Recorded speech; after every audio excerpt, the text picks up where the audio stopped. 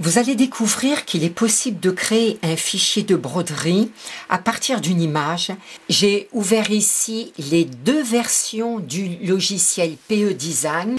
Alors pour le moment, pour cette vidéo, je vais prendre une image extrêmement simple en noir et blanc.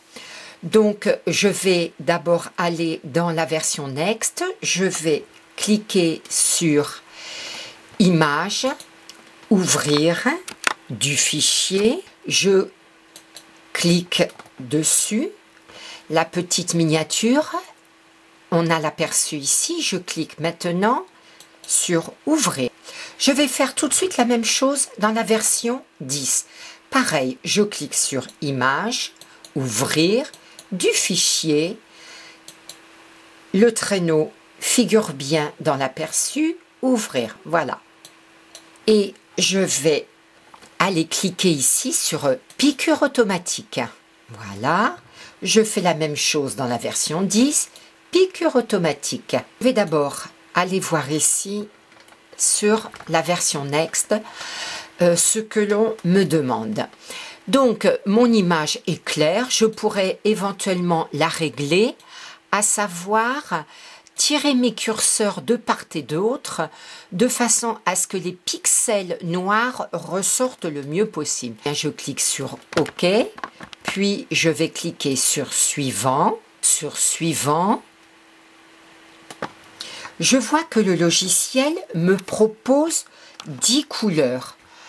Alors, voyons voir. Moi, ce qui m'intéresse, c'est la couleur noire. Donc, ce que je vais faire, c'est tout simplement cocher les couleurs pour ne conserver que la couleur noire. Donc, je vais maintenant cliquer sur Terminer. Le logiciel mouline. Il va me transformer maintenant les pixels en points de broderie. Vous voyez que l'ensemble du motif est entouré de points discontinus bleu turquoise.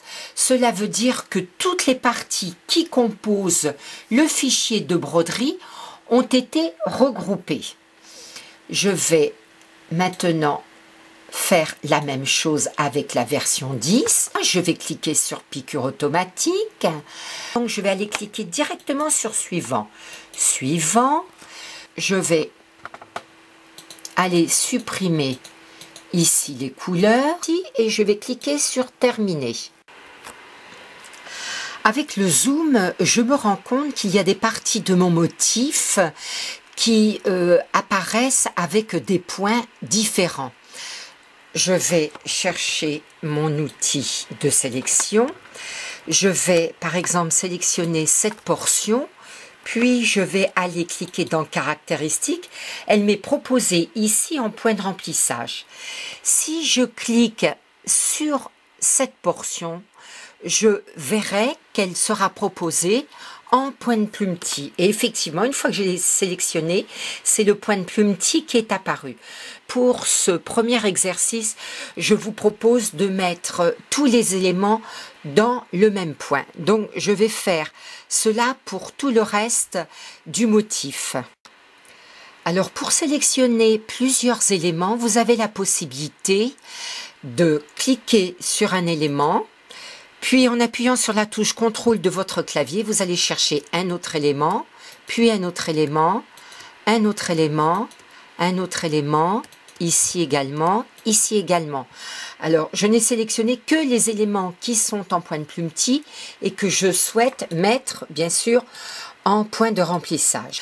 Je vais retourner dans Accueil, puis prendre ma loupe et je me rends compte que j'ai ici un élément grisâtre. Alors, vraisemblablement, tout à l'heure, lorsque je suis passée de l'image au motif de broderie, j'ai dû certainement oublier de cocher une couleur que je ne souhaitais pas. Ce n'est pas difficile, je sélectionne cette partie grise, je clique droit sur la couleur et je clique sur Effacer. Le motif maintenant correspond exactement à ce que je souhaitais. Toutes les parties sont en point de remplissage. Je vais par exemple aller voir cette partie-ci. Ce que je peux constater, c'est que le point n'est pas constant, il est variable. Donc, je me mets sur la couleur, je le clique droit et je clique sur Réglage des caractéristiques. Une fenêtre s'ouvre et effectivement, le point m'est proposé en direction variable, c'est-à-dire que la brodeuse va broder en éventail. Donc, je vais cliquer ici sur constant et vous voyez que le point se met bien en constant. Je vais changer la couleur de façon à ce que ça se voit bien mieux. Ici, je pense qu'il est également en variable, donc je vais changer la couleur. Et je vais aller vérifier en me mettant sur la couleur en cliquant droit, réglage des caractéristiques. Vous voyez qu'il est également en variable. Donc je le mets en constant. Je vais faire cela pour tous les éléments. Toutes les parties de mon motif ont le même point de recouvrement. Ici, c'est le point de remplissage, mais bien évidemment, nous verrons dans d'autres vidéos qu'il est possible de donner des points différents à chacune des parties suivant l'effet visuel qu'on recherche. Je vais regarder si je peux améliorer les contours, les angles. Sur la partie du patin, je vais donc rechercher mon outil de sélection. Je sélectionne la partie sur laquelle je souhaite travailler. Puis, je vais chercher ici, à côté de mon outil de sélection, je vais chercher l'outil angle.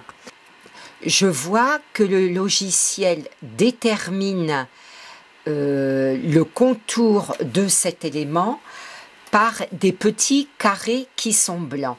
Alors, ces petits carrés représentent des groupes de points.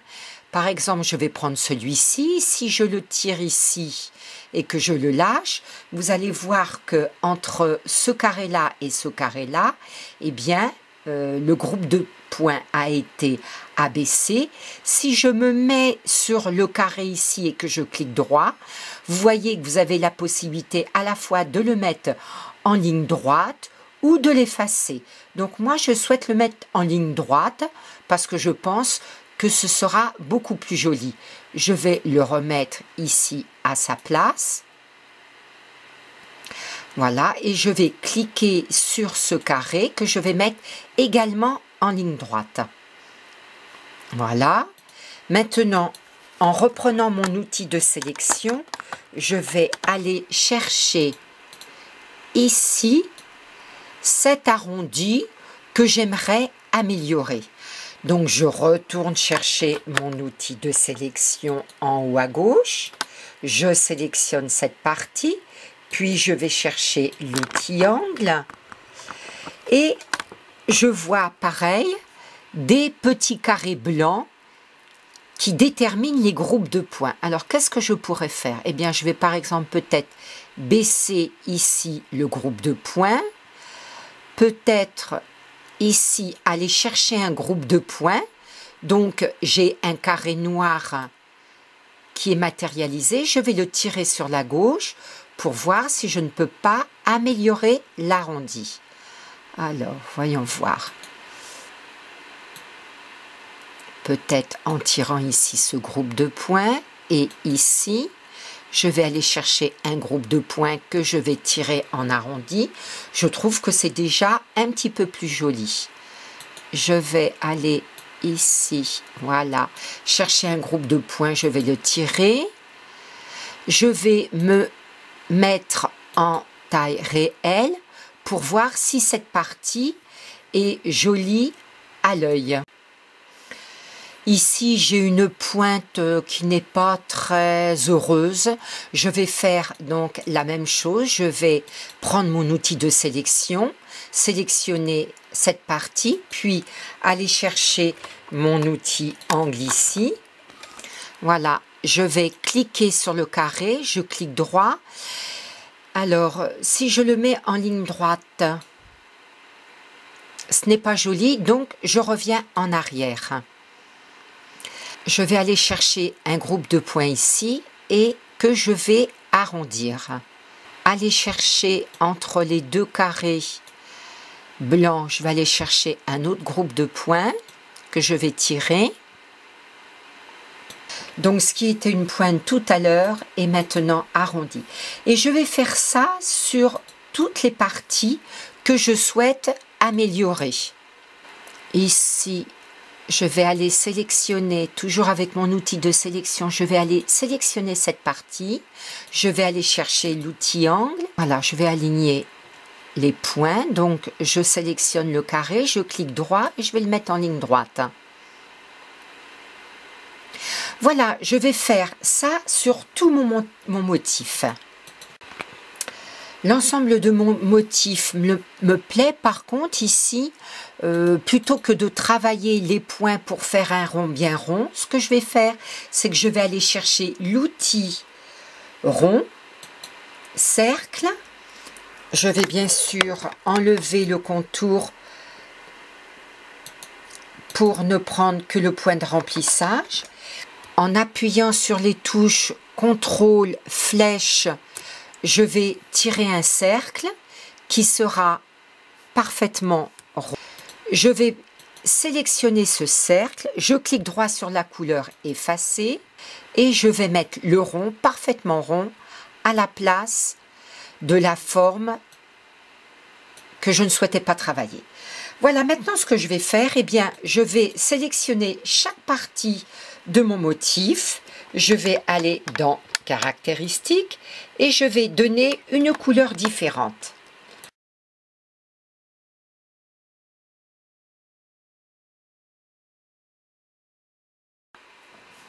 Maintenant, nous allons voir que nous pouvons faire exactement la même chose avec la version 10 du logiciel. Je vais d'abord séparer. Donc, je suis restée sur la couleur, clic droit, séparer.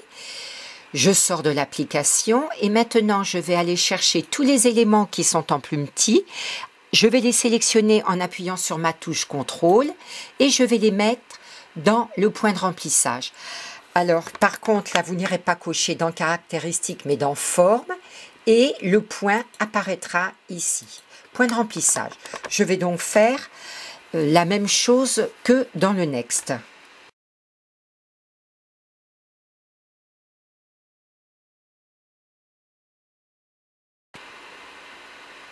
Je sélectionne la partie que je souhaite modifier, je clique droit, caractéristiques de broderie.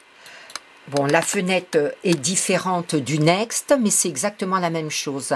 Ça ne s'appelle pas constant, ça s'appelle manuel, ça ne s'appelle pas variable, ça s'appelle automatique. Donc là, je veux me mettre en manuel, donc je coche manuel. Et je vais sélectionner chaque partie ici. Donc en appuyant sur ma touche CTRL, je vais sélectionner les nœuds que je vais mettre dans la couleur rose. Je vais sélectionner mon traîneau que je vais mettre dans une couleur, par exemple, lin. Ici, couleur lin foncé. Voilà, je vais travailler différemment ce traîneau dans la version 10. Alors, voici mon traîneau réalisé dans la version 10 du logiciel. Je vais aller ici dans mon ordre de broderie, je vais déplacer les éléments qui sont de même couleur de façon à ce qu'ils soient brodés à la suite les uns des autres. Et c'est une manœuvre qu'il faudra faire également dans la version Next. Une fois que cette opération sera terminée, je vais cliquer droit sur mon aire de travail, sélectionner tout, clic droit, centrer. Et bien évidemment, je vais les réduire ou au contraire changer le type de cadre de façon à ce que mon motif rentre bien dans la surface de travail. Et afin qu'il ne bouge pas si je vais le déplacer sur le cadre, je reste sur la couleur, je clique droit et je clique en haut sur grouper. Et il faudra faire la même chose sur les Next.